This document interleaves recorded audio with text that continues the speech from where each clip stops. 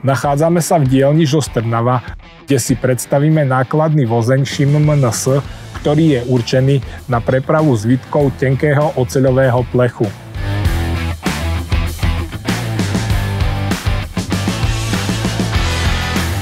Konštrukciu vozňa tvoria čelné steny, plachtový kryt, 7 lôžok pre zvitky a 8 párov klaníc pre ich zaistenie. Vozeň má lôžka pre zvitky v dvoch rôznych veľkostiach. 4 menšie lôžka sú prispôsobené zvitkom s maximálnym priemerom 1,3 metra a maximálnou hmotnosťou 20 tón. 3 väčšie lôžka sú použiteľné pre zvitky do priemeru 1,7 metra s hmotnosťou nepresahujúcou 33 tón.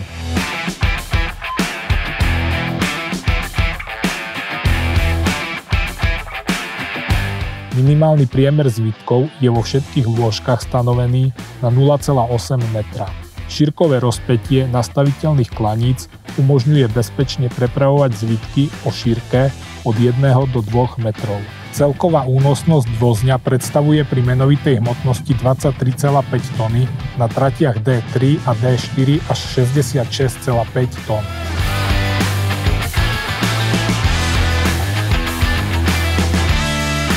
Pojazd vozňa tvoria podvozky Y25 LSD s dvojitými tichými brzdovými klátikmi LL. Vozeň je vybavený brzdovým systémom DACO s ručnou brzdou ovládanou z plošiny vozňa. Otvorením vozňa prostredníctvom ovládacieho mechanizmu na čele a následným posúvaním plachtového krytu je možné dosiahnuť maximálne jednostranné otvorenie až 7 metrov.